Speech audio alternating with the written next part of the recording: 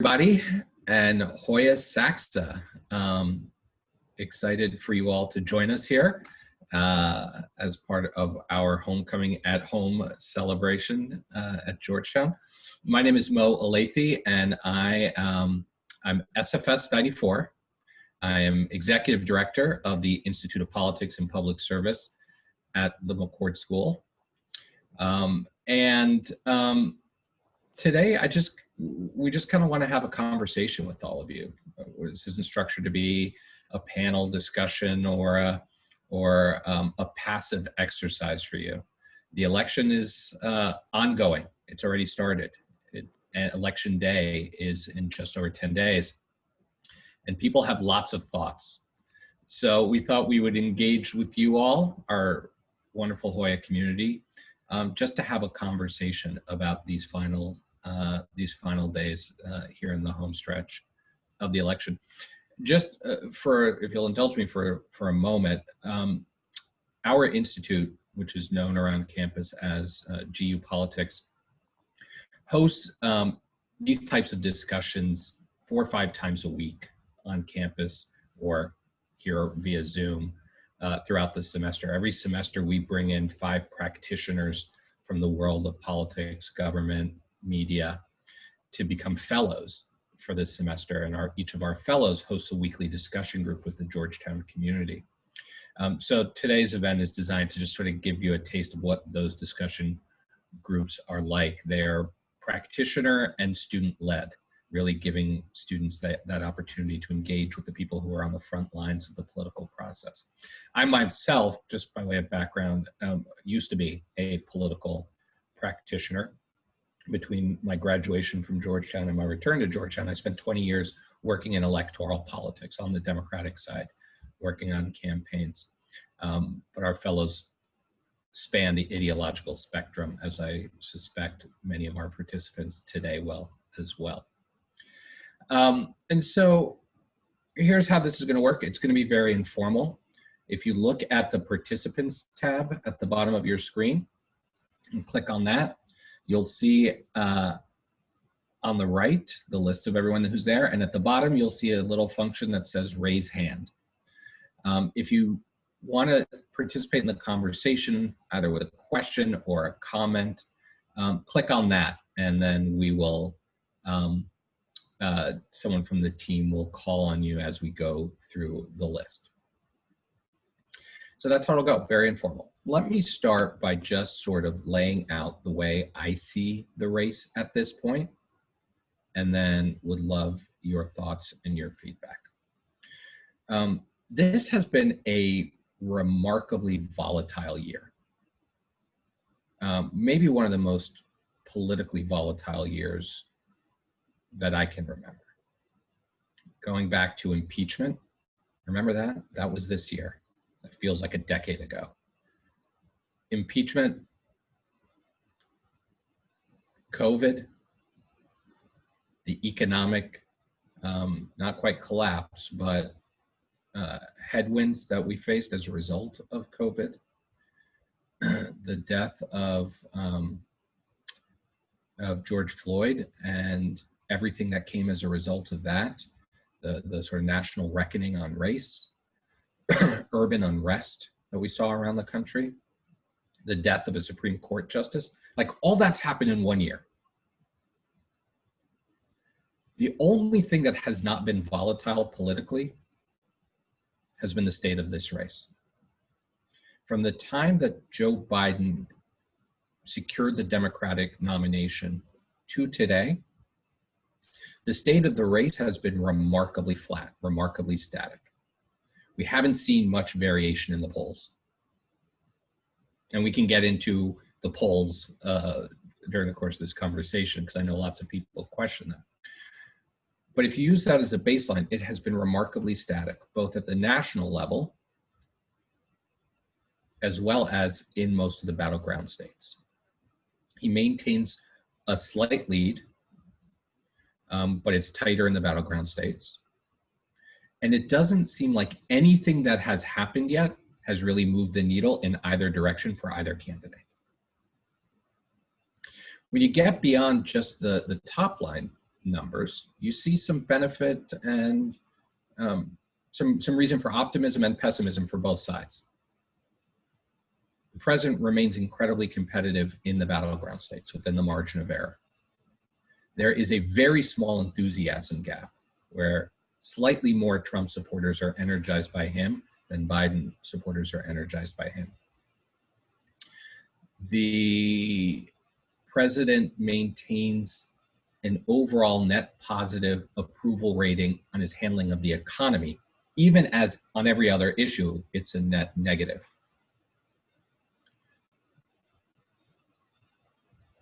Joe Biden is more liked than the president. The favorable, unfavorable ratings, which is one of the key indicators in an election, particularly late in an election, shows not only is he far more liked than the president,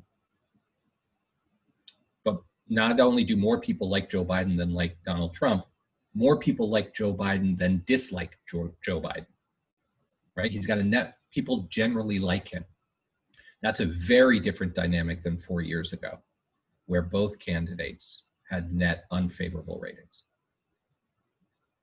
And then the final pieces of information that sort of set the stage for our discussion, right? COVID has changed the way elections are being run. COVID remains the number one issue for voters, followed by healthcare and then the economy. But it's changed the dynamic. It's changed the way we vote. 50 million Americans have already cast ballots. That's unprecedented at this point in an election. Most of those people, by every measure we have to actually track them, most of those people are Democrats, though it's starting, the gap is starting to narrow. As of today, Republicans are starting to catch up a little bit.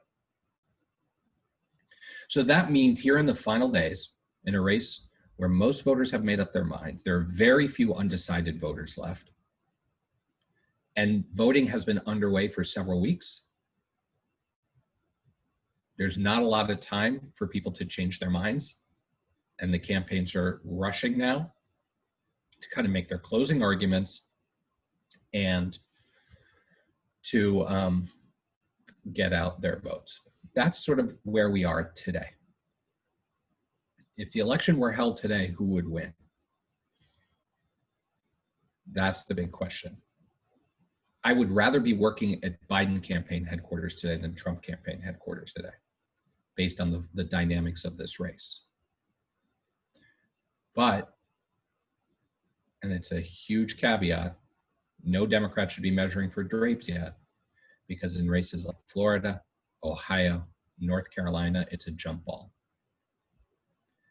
And if the president is able to create a surge of his supporters in the final days, as he did 4 years ago, he could very well be reelected. But the fundamentals of the race today favor the former vice president. That's sort of where we are. So let's open it up to you guys. And let me start with a question about last night. Last night was the last opportunity for the two candidates to share a stage, make their closing argument, and try to either sway any last-minute undecideds or to try to sway any soft supporters of the other side. Did anything happen last night that you all saw to change the fundamental trajectory of the race? Did either candidate really stand out and shine in a way that could shift things around? And feel free to weigh in with any thoughts or questions, again, using the raise hand function. And I hope that you all will not just interact with me, but with one another. If no one puts up their hand, I'm going to just start calling on people. All right, just because I have to, and because we lived together for 2 years as undergrads at Georgetown, Ben Chang, share with the group. I'm frantically trying to figure out how to mute myself on Zoom, but you also need to stop changing your backdrop. Like I've seen you change it like 5 times so far. I was trying to hide. I was also chatting with Carly on the side, welcome new chief of staff for the Institute, about how I was sloughing off work meetings today here at Princeton so I could hang with Mo, which is very much like when we were undergrads, Mo, just substitute the word class for work, and it's the Yeah, same. exactly. So good to see you, good to see everyone. And just as an aside, selfishly, since I have the mic, the work that you all are doing with the Institute is just fabulous. The only thing I'm jealous about is we didn't have it when we were undergrads, but I've had a little chance to interact with some of the participants and the fellows, and it's just amazing. So the debate. I'm reminded that someone much smarter than I have said that most folks tune into a debate not expecting to be swayed, that you go in to sort of have your confidence reaffirmed and perhaps your disdain or views for the other reinforced. So I would say, Mo, that at least from where I sit, there was nothing surprising as such. And it was important to hear how the candidates, as of today, deal with the issues of today, and which ones chose to deal with issues today by looking to the past.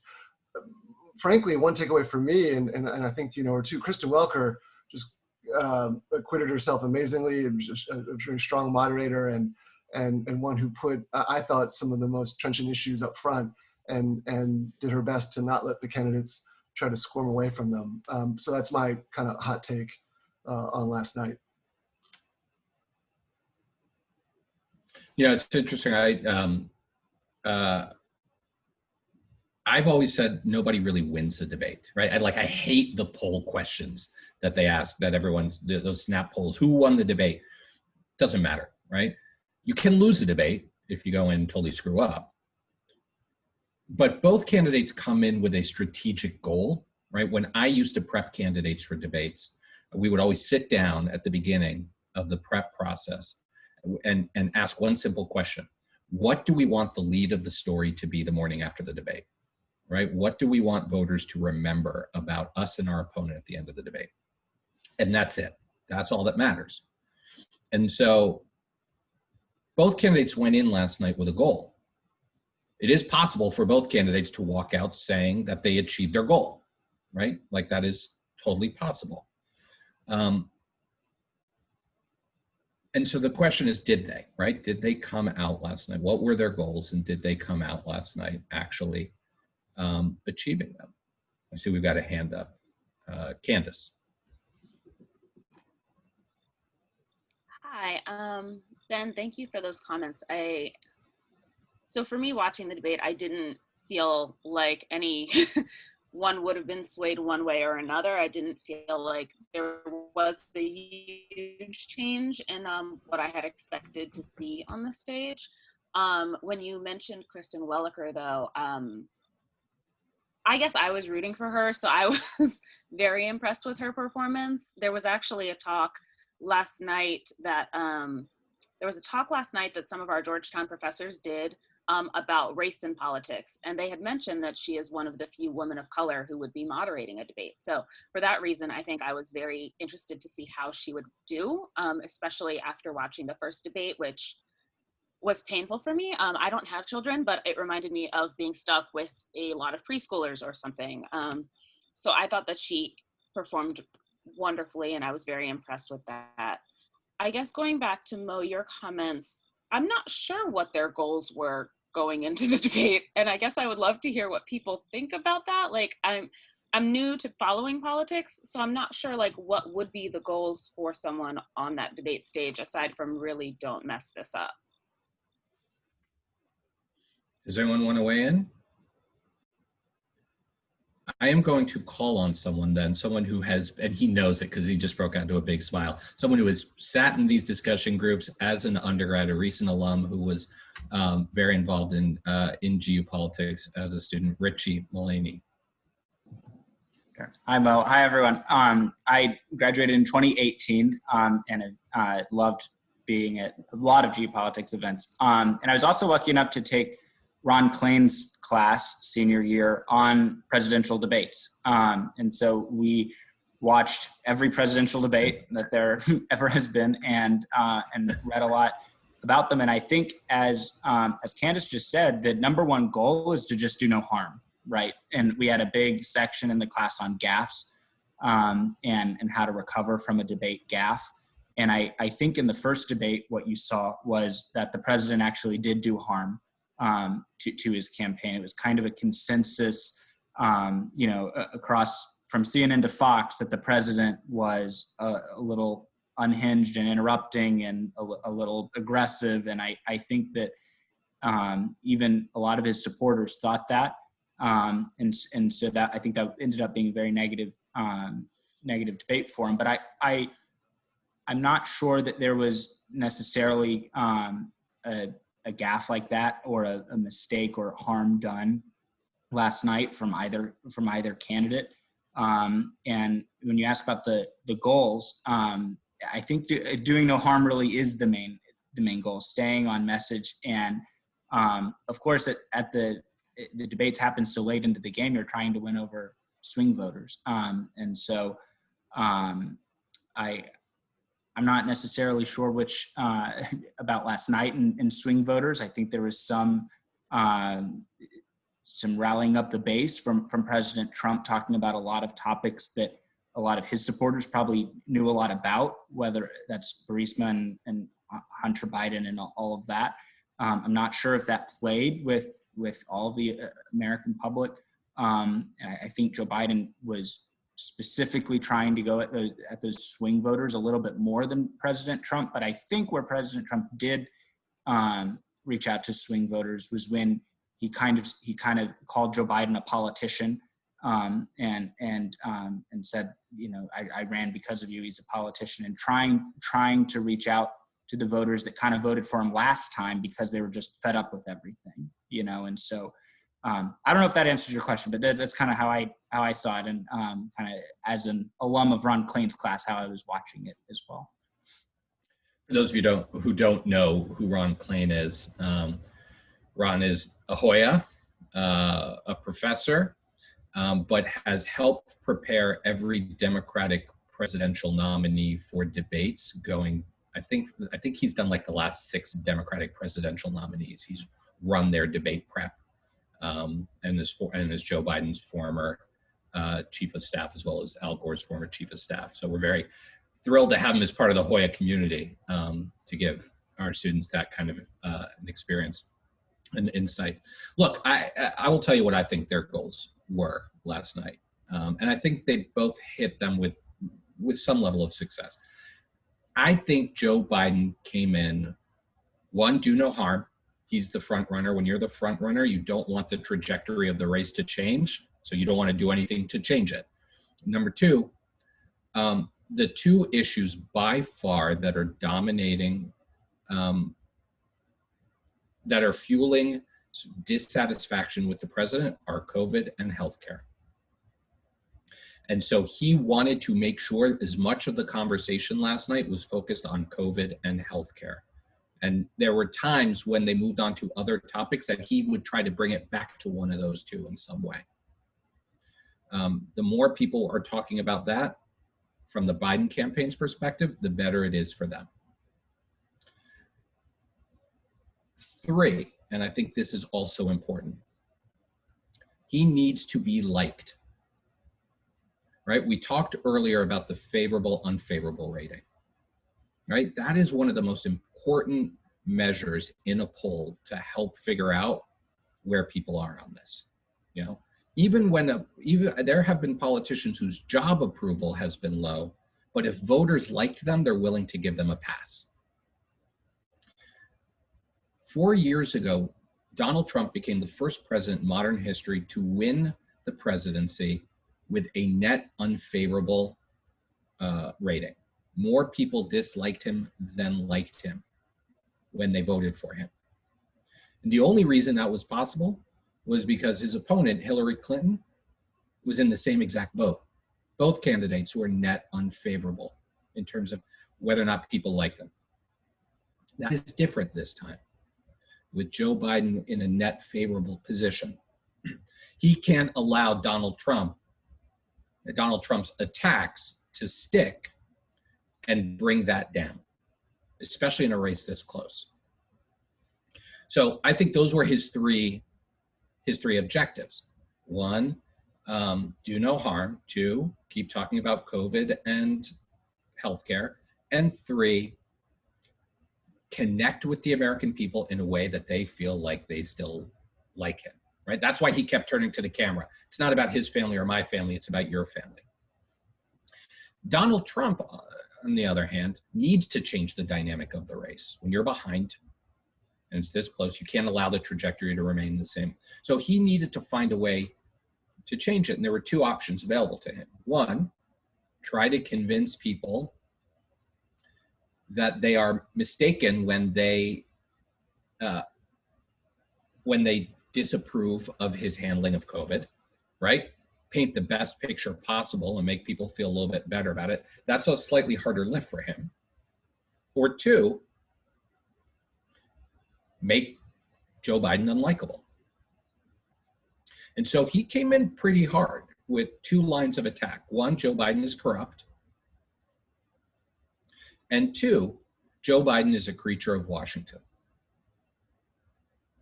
I think the second one, he actually connected a little bit more. I don't know if it's enough, but I thought it was interesting. He kept landing the Joe Biden hasn't, you had 8 years, Joe. You've been in Washington 40 plus years, Joe. You had your chance, Joe, and you didn't fix it, right? We heard that quite a bit last night, more consistently than I have heard the Trump campaign deliver that line in the past. I'm very curious to see if that is the line of attack they continue here in the final week. And if it is, could that make some people who are soft Biden supporters feel a little less comfortable with him? So those are, I think, what they were trying to accomplish, just watching how the debate played out. Whether or not they succeeded, we'll see. Whether or not they continue with those same lines of attack. And we are now at the point in the campaign where so much of this is going to be about mobilizing their bases. So we'll see how much they tend to focus on the base as opposed to their any soft or persuadable voters moving forward.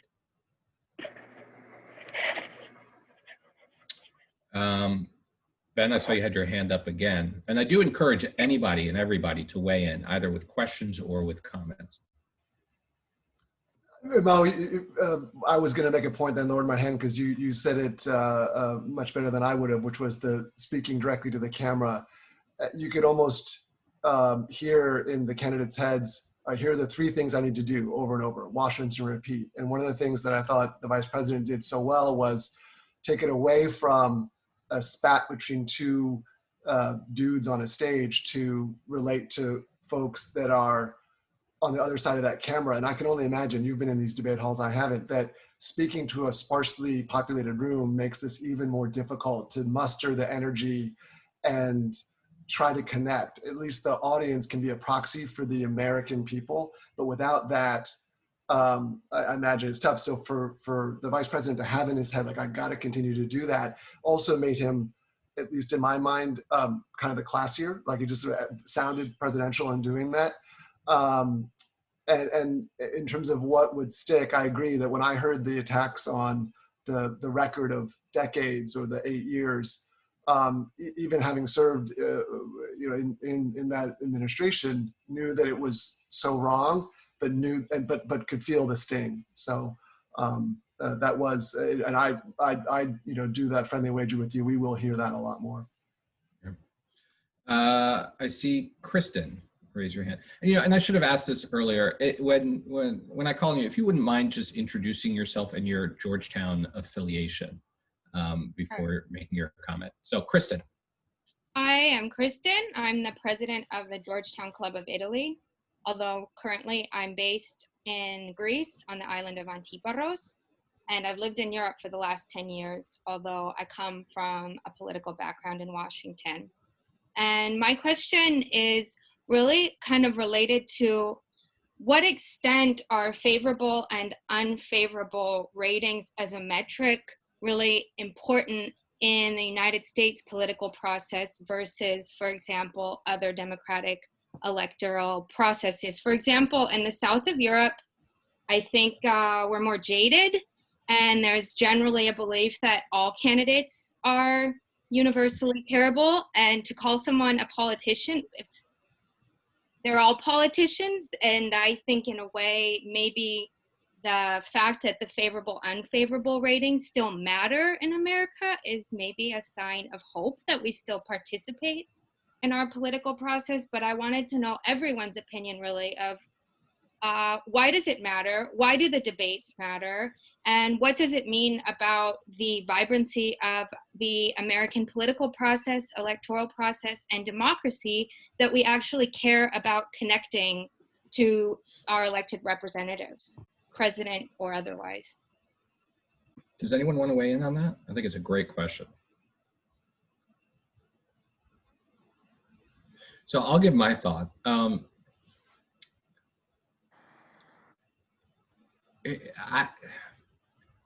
People don't, and I say this fully aware that I work for a school of public policy. People don't vote on policy, right? That's just not what motivates them.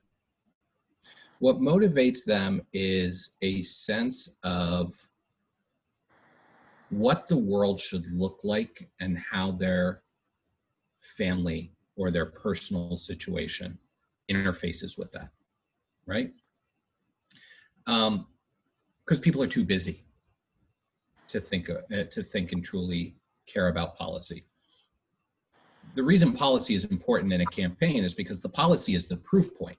But both candidates are trying to lay out a vision for what the country or their state or whatever they're running for, what it should look like, and how that helps people.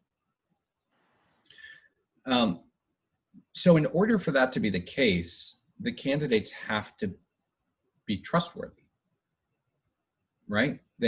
People have to understand. I've always believed that voters ask themselves a version of 3 questions when they walk into a voting booth.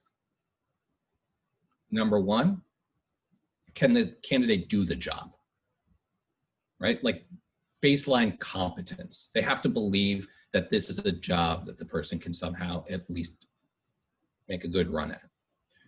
Number 2, do they get me, right? Do they fundamentally understand me and what my family or my situation, my loved ones, my friends, my community is going through? Baseline level of empathy. And then 3, would I invite this person to my home for dinner? For a long time, you oftentimes hear pundits talk about the beer test. Would I have a beer with this candidate? That's a very different question.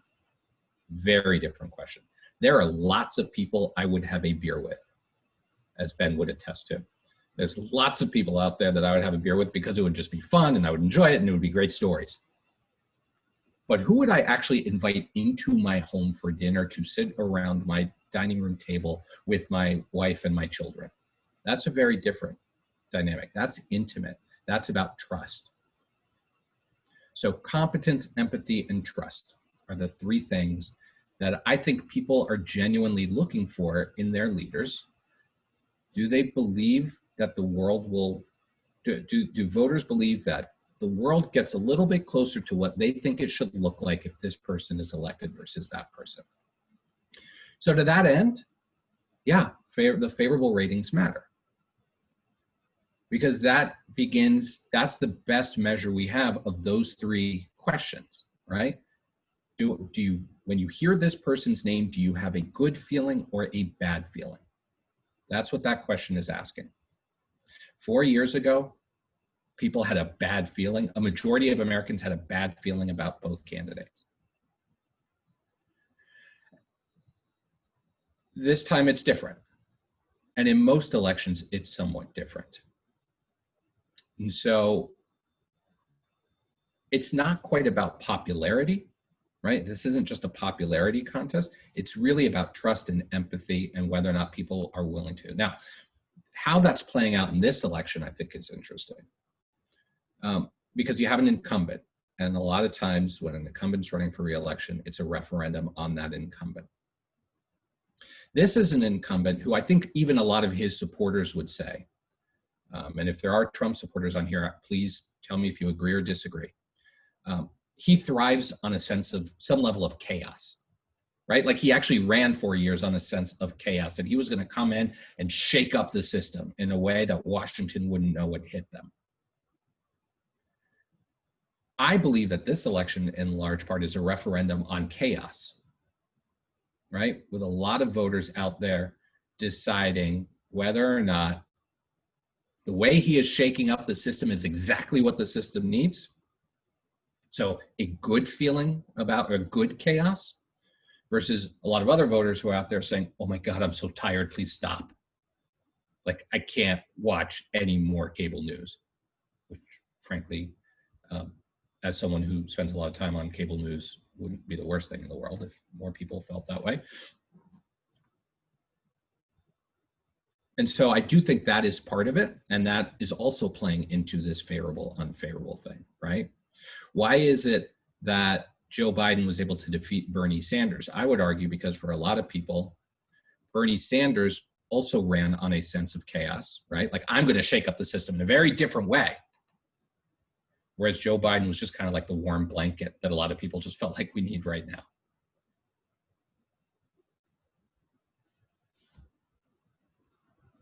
Anyone else want to weigh in on any of those questions? I see a hand up from Victoria. And please, again, remind us your Georgetown affiliation.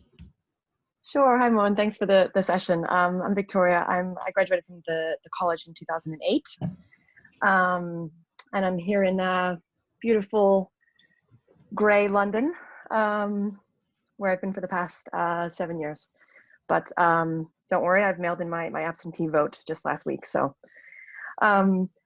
just on that, just reflecting on what's been talked about, and to answer partly the question that was posed earlier as well, like I don't know, I don't think that favorability being so important is a good thing. I think, as you said, Mo, that it's this emphasis on feeling and emotion, you know, is maybe nothing new since the beginnings of democracy, and sort of plays on some of maybe the worst parts of I don't know, of human nature. It makes me think of parts of the Malcolm Gladwell book that I'm sure many people have read, Blink, talking about the natural, I think sort of taller men naturally becoming elected, and sort of characteristics that make us somehow more comfortable and make us, you know, emotionally give more credence and trust to people rather than on things that, you know, policies and things that matter more. I think in my personal opinion, unfortunately, Trump does a very good job of being relatable, and I saw that in the debate. And that in the debate, I heard him saying things, and I thought, a lot of people, that's really comforting to hear. It's not true, but it's very comforting. So, and ultimately, I think this emotional piece of you know, of generating these feelings, it's not very helpful if those aren't coming from a place of truth, and from a place of truth about what has happened or truth about what will happen. And obviously both candidates have you know, a bit to blame on that part, perhaps one a lot more than the other, without wanting to get into too much of a debate. But generally that's I guess the point that I'm trying to make about emotion over logic. It's a really interesting point, and one that I spend a lot of time thinking about. So my side gig is I'm a contributor on Fox News, right? I'm a Democratic contributor at Fox News. And I spend all my day watching CNN and MSNBC. So the point being that I spend all day watching CNN and MSNBC, and then I go and I appear on Fox, and it is like I'm walking through a portal between two different realities as I go back and forth, right? Not passing judgment on which one is the true reality, but they are just different realities. And I think that media ecosystem reflects our electorate. I do think that there are different realities out there. And I think people have different senses of what is their truth based on their own experience and their own community, their own needs. The single greatest predictor of how someone would vote in 2016. Anyone want to guess? Call it out. The single greatest predictor of how you voted in 2016 was not your partisanship. It was not your ideology. It was your geography. The closer you live to the downtown of a major metropolitan area, the more likely you were to have voted for Hillary Clinton. The further away you lived from the downtown of a major metropolitan area, the more likely you were to vote for Donald Trump. The urban-rural divide here is immense, with a very deep distrust of one another.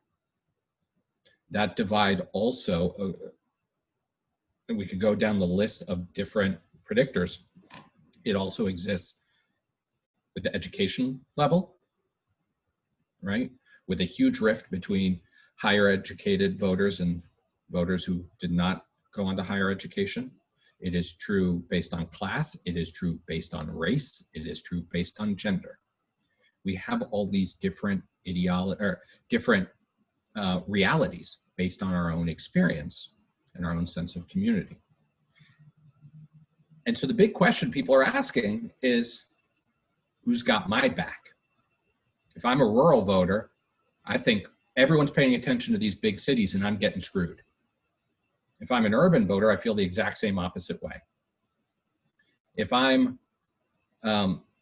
we saw this play out between urban blacks and rural whites in very stark ways over the summer, with very strong feelings about how each side was being represented politically vis-a-vis the other.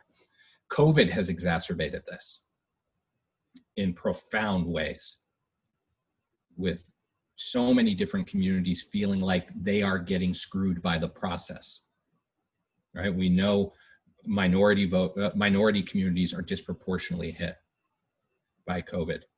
We also know that rural communities that were slow to see any spikes in their communities, because the spread started mostly in urban areas. So a lot of rural areas were slow to see the public health impact of COVID, but we're still hit by the economic impact at the same time as everybody else. And that created a different anxiety than other people. And so our politics and our media are somewhat a reflection of this. And so a lot of the question that I think our political system is going to be reckoning with for some time is, like, how do we bridge some of those divides? And whose responsibility is it to bridge them? We do polling out of our institute. It's conducted by a bipartisan group of pollsters, a legendary Republican pollster by the name of Ed Goaz and a legendary Democratic pollster by the name of Celinda Lake. And among the things that we poll is Americans' attitude towards civility in politics. And we're tracking over time how people view it. And this is, I'm rambling a little bit, but I think this connects back to the point you were making to some extent, Victoria. If you ask people, do you wish our politics was more civil? Yeah, like 90% say yes. It's about as universal of a response as you'll get to any question in any poll anywhere. But then start to ask the question a little bit differently. Agree or disagree with the following statement. Compromise and common ground are noble goals we want our leaders to aspire to. About 87% of Americans say they agree with that. Very next question. Agree or disagree with this statement. I am tired of leaders who compromise on my values. I want them to stand up and fight the other side. 84% say they agree with that. Right? It's as if people are saying, no, I totally want there to be common ground. Just come over here and stand where I am, then we'll be on common ground. And like, if I'm a political leader, how do I walk that line? Right? Where is the incentive structure? Is it to actually unite, or is it to fight? And so all of that, I think, plays back into this emotional response that people have when they cast their votes. Because it's something bigger than what is this person's policy on the Affordable Care Act versus this person's policy on carbon emissions versus this person's policy on regulatory matters. It's, are they fighting for me? Or are they trying to unite us? Like, those are the types of questions that I think people are actually asking themselves. It reminds me of when Adlai Stevenson was running for president. He once finished giving a speech, and afterwards, a supporter came up to him and said, "Governor, it's no question that you are the better candidate because you are clearly the thinking man's candidate." And Stevenson's response was, "Thank you, kind sir, but that's not enough. I need a majority." And for years, people have like hit him for that. Like, you know, can't believe he's out there calling people stupid. And I don't think that's what he's saying. I think what Stevenson was saying was that people don't vote up here, they vote here. And that has always been the case in American politics. And I think in many Western democracies, we saw the same thing in the UK with the Brexit vote, that people vote emotionally based on their sense of connection. I don't want to dominate this whole conversation, so please feel free to jump in with other thoughts. I'd be curious, we've heard from a couple of different places around the world. I would be curious if there's anybody here who lives in one of the battleground states, what you are seeing and feeling on the ground, and whether or not anything we're talking about resonates with you, or if you see things very, very differently. Kristen. Hi, I'm Kristen. I am a Foreign Service grad long time ago, and also got my master's a few years later in English at Georgetown. I live in New Hampshire, and I think this is really interesting because we talk about the rural-urban divide, and then you talked about some of the other divides, and I feel like my region of New Hampshire is such an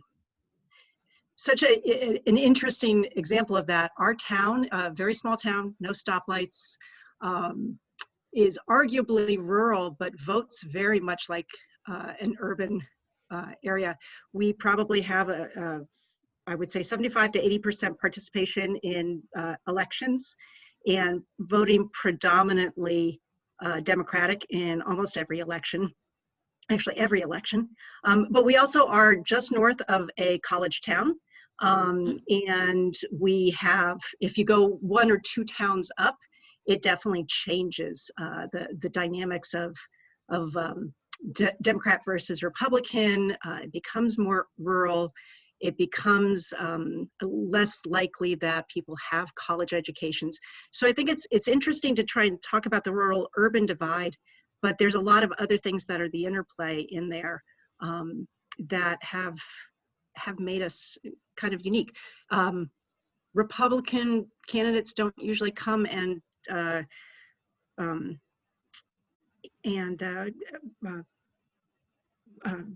try and meet voters in our area because they know it's not really all that useful for them. They go down south where Trump will be coming this weekend. They don't come up here, whereas Democrats don't bother because they know they've got our area locked in the bag. So it's an interesting interplay between the rural urban, because it's not just that here. It is education, it is socioeconomic level, it is a whole lot of other things that interplay with that. I think it's such an interesting point, and I think you're right about proximity to a college town, right? College towns are increasingly breaking more and more Democratic, fueled primarily by that mix of young people as well as higher educated people, sort of the academic community, which goes to the point earlier about education level playing a huge role in sort of how people cast their vote. There's lots of demographics that are worth watching. as you're watching the polls in the coming weeks.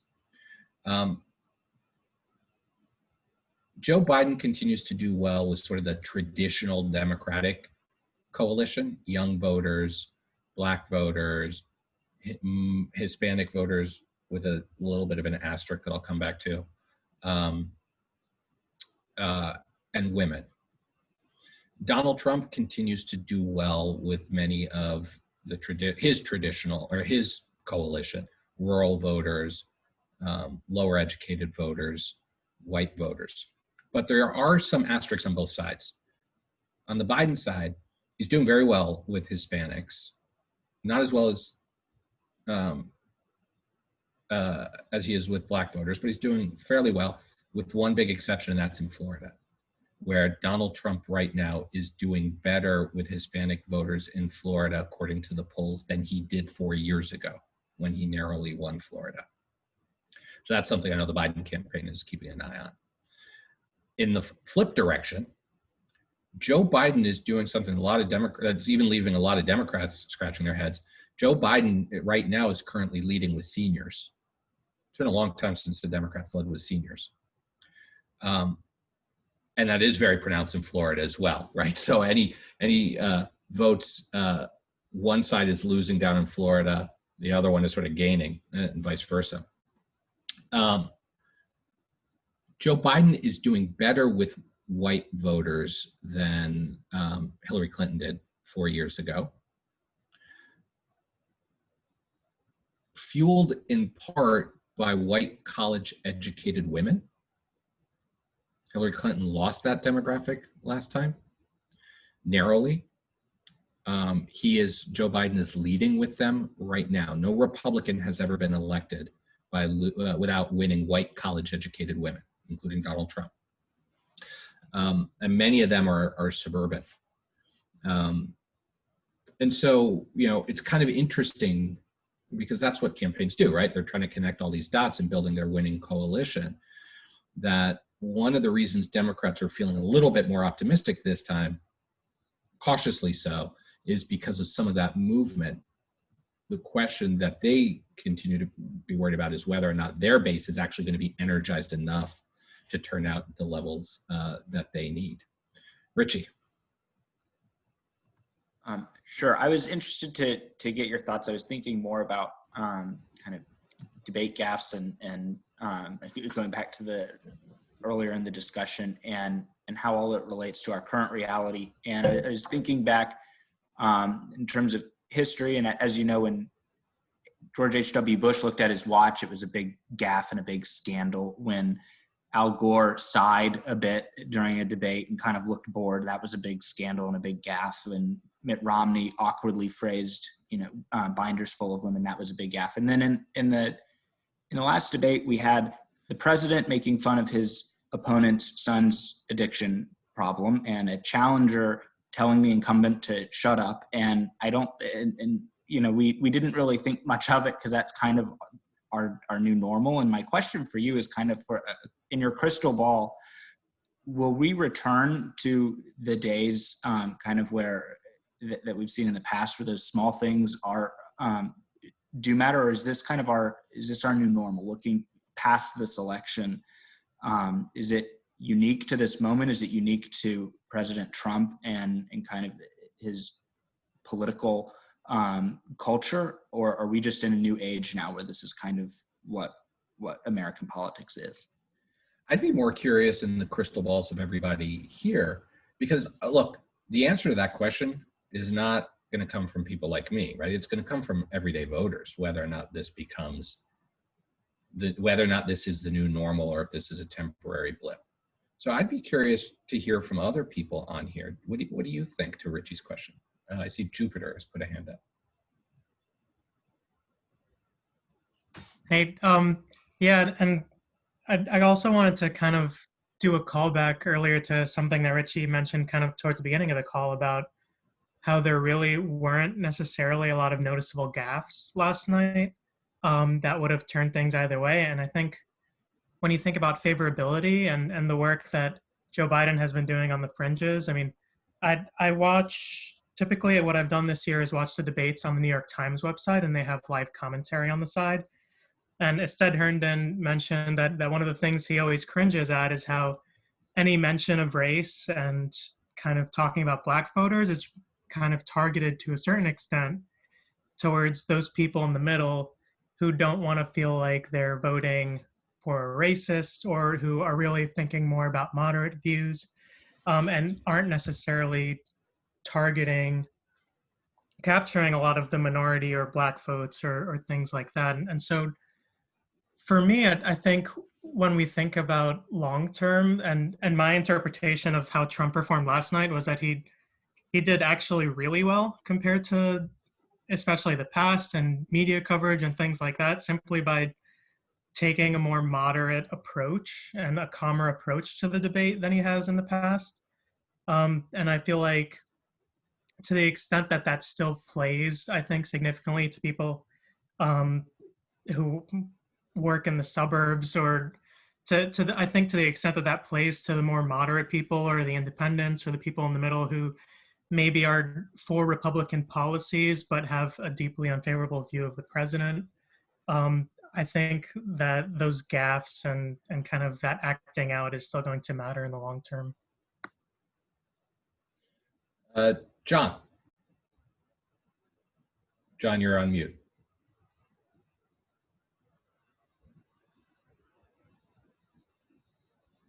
John, I think you're still muted.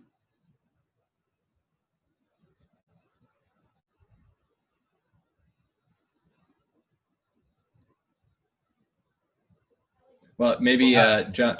I'm here. I'm a Vietnam era guy and a longtime Republican, but that's not my party anymore because of things that changed. Gave myself away, didn't I? About the debate, I think there's so many people who voted early, and people have made up their minds. There are very few people who haven't made up their mind yet. I don't think that the debate has enough people left to change minds to change the election. I think that they didn't do harm to each other, which is what I found to be important.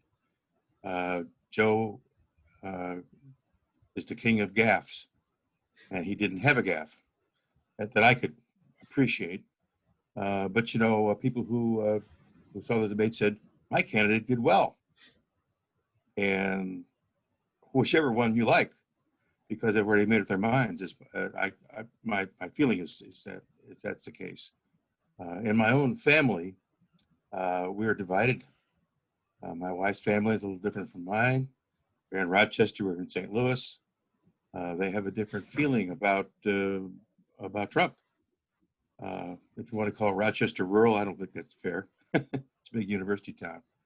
But there are a lot of folks who really are Trumpers there. And they listen to Fox News almost exclusively. You know, who you listen to kind of forms what you think. And there are people who listen to nothing but Fox, and those people listen to nothing but CNN. And ne'er the twain shall meet. So those are my thoughts. From a Vietnam era Georgetown chemistry major who happens to have an MD as well. So what do I know about politics? Nothing. Probably more than most of us who have worked in politics. That I think we have proven decisively with the state of our politics today. And to your last point, I think it's really interesting, right? If you ever want validation of the dark side of humanity, look at my Twitter feed after one of my Fox appearances. One of the most common things I hear from my trolls is, I don't know why Fox has you on. Why don't you go to MSNBC or CNN where you belong? Right? Where you belong. Do not pollute our ears with your liberal nonsense. That's not why we are here. And I have Republican friends who are constantly on MSNBC, and they get the same thing in reverse, right? They get trolls who say, go over to Fox if you want to spew that nonsense. Don't bring it here. People are very, they're isolating themselves from one another and different perspectives, which I thought, to your last point. We only have a few minutes left. And there's so much more we could talk about, right? We could talk about the actual vote and how that's going to play out with mail-in votings, et cetera. But I know we've gotten a couple questions about this, some of the specific Senate races like Georgia. And so maybe we could just spend a minute. Here's what I would say about the Senate. There's a few states to watch, and I think it is really important. A couple of these states actually overlap with key battleground states. A couple of them don't. Democrats are feeling very good about Arizona. I grew up in Arizona. The fact that in a couple of weeks, the state might have 2 Democratic senators blows my mind. But they're feeling fairly confident about Arizona as a pickup. Republicans are fairly confident, and I think rightfully so, that they will pick up Alabama, that they will knock off Democratic Senator Doug Jones down there. There's only one other state where Democrats are currently on defense, and that's in Michigan, where Senator Gary Peters is facing a really dynamic up-and-coming Republican challenger, a guy by the name of John James, who a lot of Republicans really hope will become sort of a new face for the Republican Party, African-American combat veteran, incredibly impressive background. James is within striking distance, but not quite there yet. I think that is one of those states where how the presidential goes in Michigan will determine how the Senate goes in Michigan.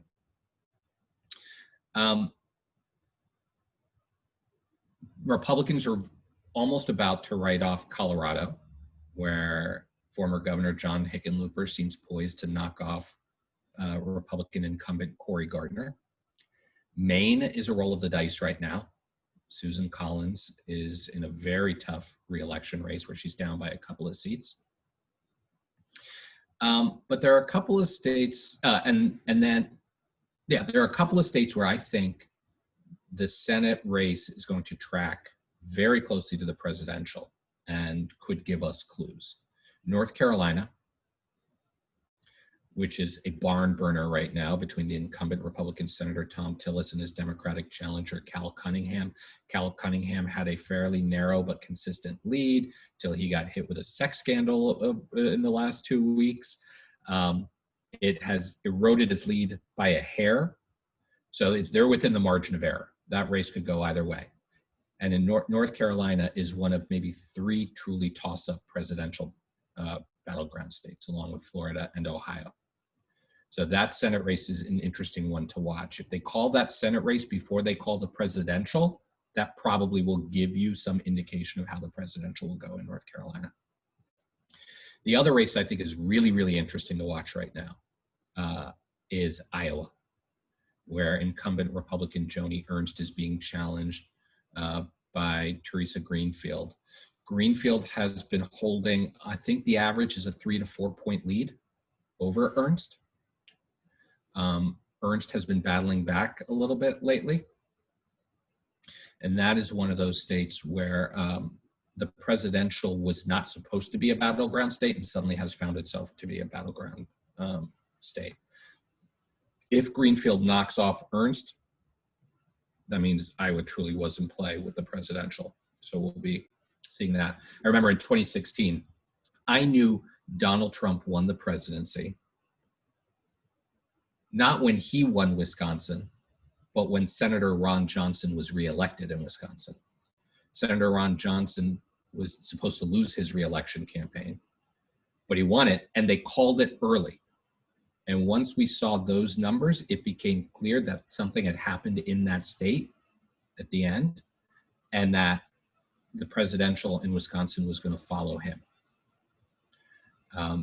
So hours before they called Wisconsin, I kind of figured, all right, this is done. Donald Trump will have won this state, in which case he will have won the presidency. There are a couple of those Senate races to watch that could give you tea leaves to read about how the presidential turns out even before the presidential is called. Because I will say, nobody should expect to wake up Wednesday morning knowing who the next president of the United States is going to be. There will be some states where we may not know for up to 2 weeks. Ohio is a great example. They are dead even in the polls. record mail-in turnout. And by Ohio law, they have to accept your mail-in ballot it has to be postmarked by election day, and it has 10 days to show up. So if that race is truly neck and neck heading into election day, right, you can bet your bottom dollar that they're going to count every single one of those mail-in ballots, and it may take up to 10, 11 days for them to do so. So do not expect to know anything quite soon, but if you see certain Senate races break in certain ways, that might tell you something.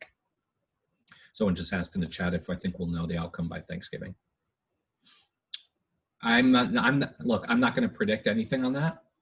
I think it is worth everybody remembering we did not know the outcome of the 2000 presidential race until mid-December, right? That one went all the way until December 12th when the Supreme Court ruled, and December 13th when Al Gore conceded. So just be patient. Be patient. There's going to be a lot of noise coming out of the election with a lot of people talking about the legitimacy of the election. I believe in the legitimacy of the election, but I believe it's going to take some time. And so we all just need to be patient. We are 3 minutes over time, I think. And so I welcome any last comments or thoughts, but in the absence of that, I want to give one plug to one thing. Actually, I see one hand up. Yeah. Katrina?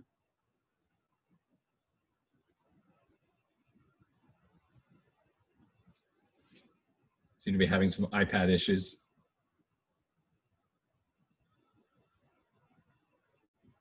Okay. There we go. Unmute. Okay. From London again.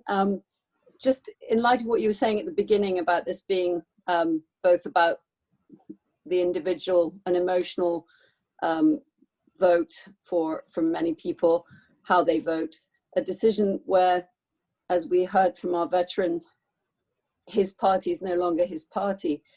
Surely when the global image of this leader is so tainted, and whether you believe in biased press or not, I think we have a slightly more balanced television press here anyway. But the point is that so many people, especially young people, I think, are swayed by personality politics. In this case, this man has attracted hope in the beginning, and then an idea of being a shake-up, a president who might change Washington.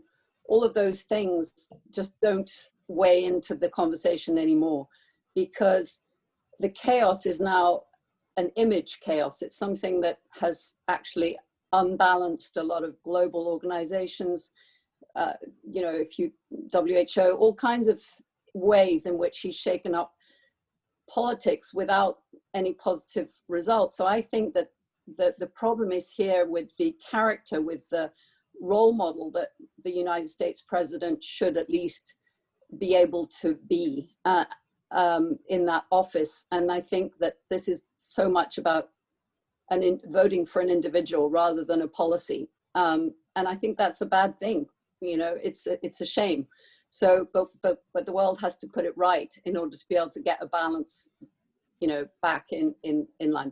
I just wanted to know if you think it's really just so much more about the person than the politics, than agenda, that is almost irrelevant.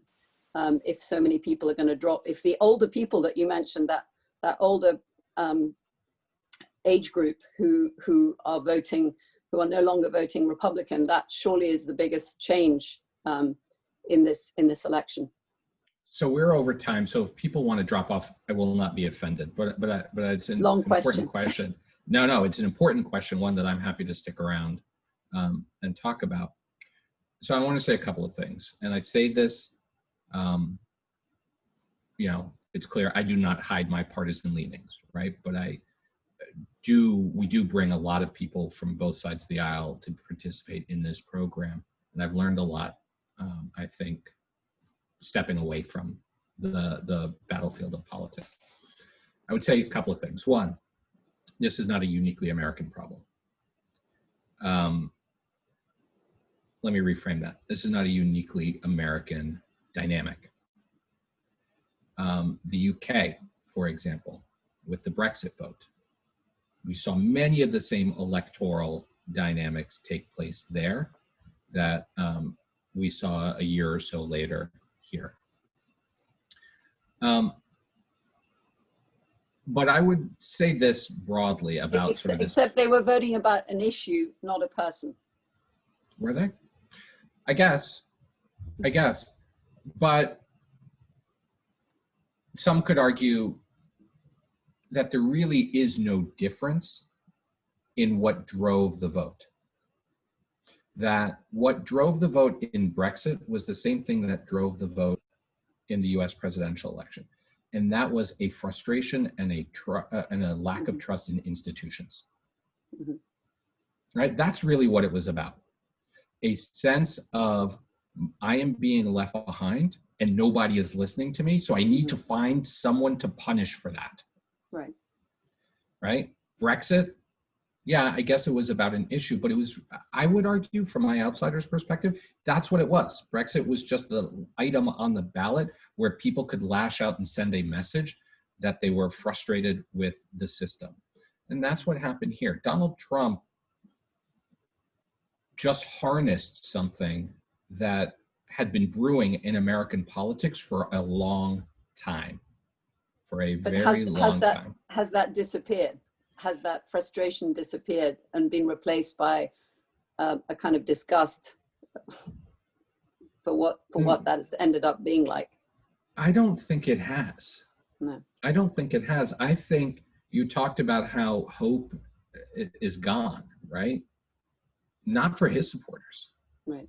For his supporters, he is the voice of hope, right? He is the voice of common sense. He is the voice of inclusion in a system that has excluded them for so long. What happened was the pendulum swung one way, and now the people who had felt like they had a voice before now feel like they are being excluded. So we're just seeing these wide pendulum swings. The interesting thing is, I think this is true here. I think this is true in a lot of Western democracies. The paradigm has shifted. Our politics are no longer on a left versus right spectrum. Not really. Not really. Not outside of the Acela corridor here in Washington, right? In New York and Washington, they talk about left versus right, but no one else does. That what's driving our politics is not left versus right, but it's front versus back. That's the new paradigm. Those who feel like they are at the back of the line against those who they feel like are at the front of the line, keeping them in the back. Right? We are living in a populist era with too many people feeling like they aren't being heard and being included in the process. And that's on us. Us being the elites, us being the professional political class, us being corporate leaders. In the United States, every single major institution is facing a trust deficit. If you look at public polling, do you trust these institutions? People have lost trust with government. They have lost trust with the media. They have lost trust in Wall Street. They have lost trust in Silicon Valley. They have lost trust in academia. I get more crap on Fox News or as much crap on Fox News for being affiliated with a university as I do for being affiliated with the Democratic Party. They have lost trust in the police. They have lost trust in every major institution in the United States except for one, and that's the military. That's the only institution that has a net positive trust rating, which is pretty remarkable considering what people thought of the military 50 years ago in this country, in that post-Vietnam era. And this has been the case now for quite some time. Think about our politics for the past 50 years, right? Post-Watergate, Jimmy Carter came in and said, the system is clearly broken, so you need someone from outside the system. And he won, right? Fast forward 12 years to 1992. Bill Clinton came in talking about the forgotten middle class. That was his message. People remember it's the economy, stupid. It was never the economy, stupid. It was the middle classes being forgotten. That's what that race was really about. And he won. In 2008, Barack Obama ran, everyone remembers, Hope and Change, but the core of his message was the system is rigged by the special interests and you need someone to stand up to them. And he won. 1 year later, literally 1 year later, you had two divergent movements in the United States that seemed at odds with one another, but were 100% connected. It was the Tea Party and the Occupy movement. They had an identical message. Wall Street and Washington are in cahoots and they're holding us back. The Tea Party focused more on the Washington part. The Occupy movement focused more on the Wall Street part. But they were identifying the same problem. And then fast forward to 2015 when Donald Trump came down that escalator and said, the whole damn thing is busted. All of it. Every one of these institutions is corrupt and in cahoots, and you need someone who's going to fight for you.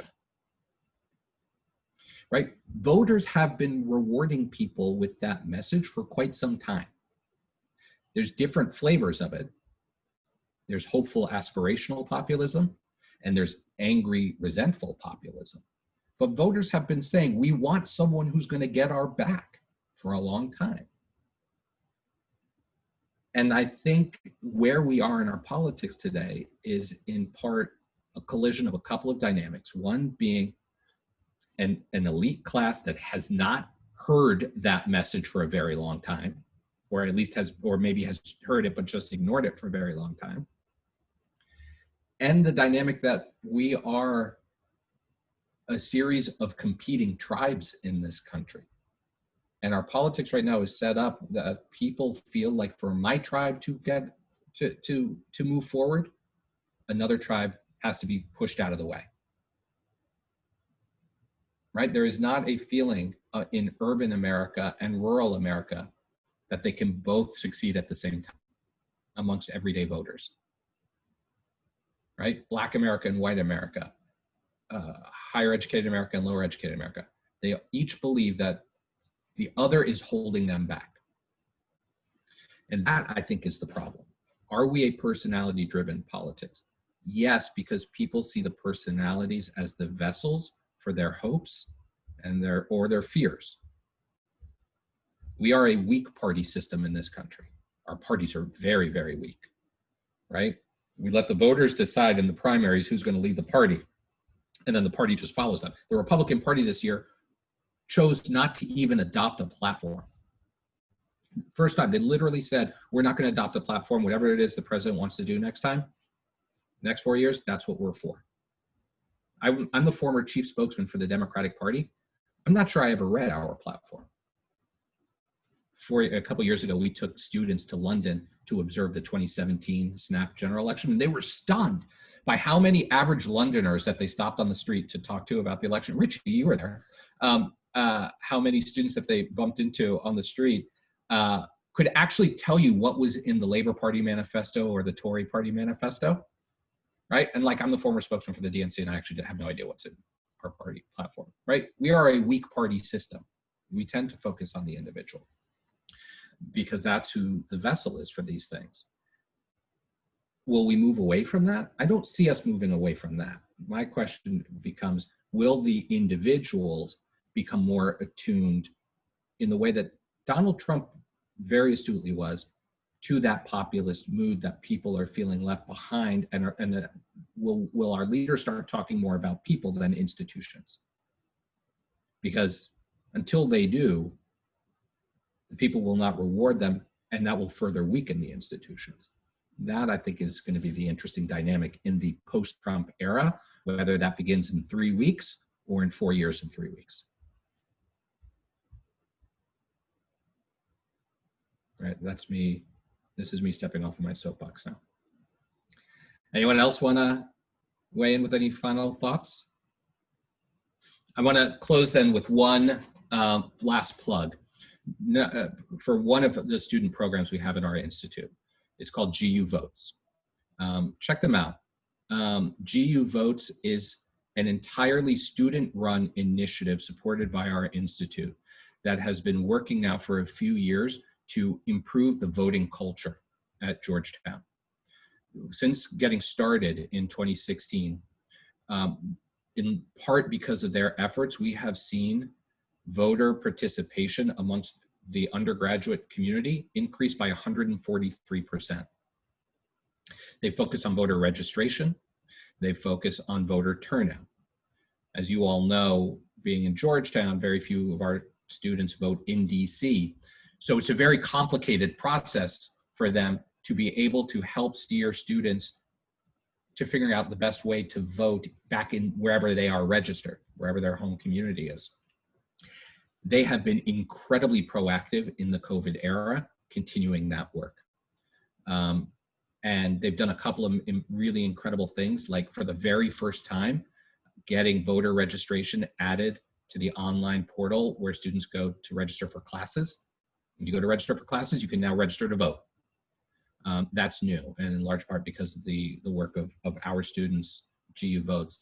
They are working with every aspect of the university to make sure students understand the voter registration deadlines in their states, how to request a mail ballot, helping students figure out their own individual voting plan.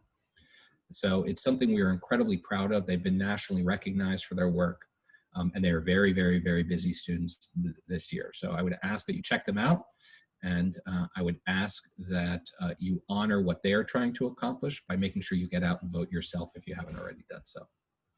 So with that, thank you all for joining us today. We are going to keep doing this. Our fellows discussion groups that we do on a weekly basis are open to the entire Georgetown community, including alumni. So check out our website, politics.georgetown.edu. Follow us on social media at GU Politics, and follow along. Come to our events. Come to our fellows discussion groups. Send us ideas for interesting conversations we should be having. And with that, enjoy the rest of your homecoming at home weekend, and Hoya Saxa. Thank you, everybody. Thank you. Thank you.